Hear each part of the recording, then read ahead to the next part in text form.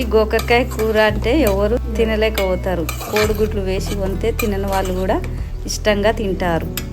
ఇంకా ఈజీగా సింపుల్గా చేయవచ్చు. ఎలా చేద్దామో చూద్దాం. 5 కోడిగుడ్లు, ఒక పెద్ద ఉల్లిగడ్డ, కొత్తిమీర, గోకరకాయ శుభ్రంగా కడుక్కొని అందులో 2 గ్లాసుల నీళ్లు పోసుకొని స్టవ్ ముట్టించుకొని స్టవ్ పైన పెట్టుకొని మూత పెట్టుకొని ఒక 10 నిమిషాలు మెత్తగా ఉడకబెట్టుకొని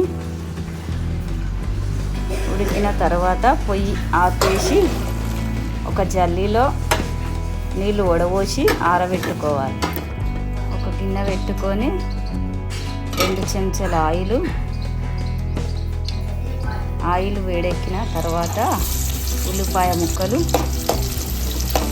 కలుపుకొని మూత పెట్టుకోవాలి.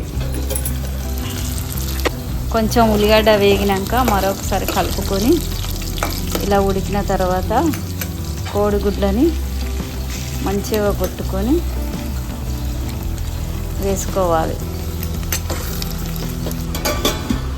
వేసుకొని మూత పెట్టుకొని కొద్దిగా ఉడికిన తర్వాత కలుపుకోవాలి.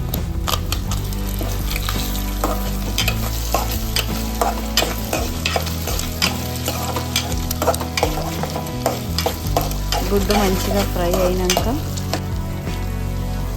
ఒక చెంచాడు పసుపు, ఒక చెంచాడు అల్లం ఎల్లిగడ్డ వేసి మంచిగా ఫ్రై చేసుకోవాలి. అందులోకి తగినంత కారం పొడి,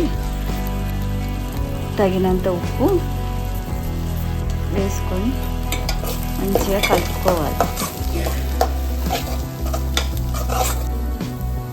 కలుపుకొని ఒక చెంచాడు ధనియాల పొడి వేసుకొని మనం ఉడకబెట్టుకున్న గోకరకాయ ముక్కలని అందులో వేసుకొని మంచిగా కలుపుకొని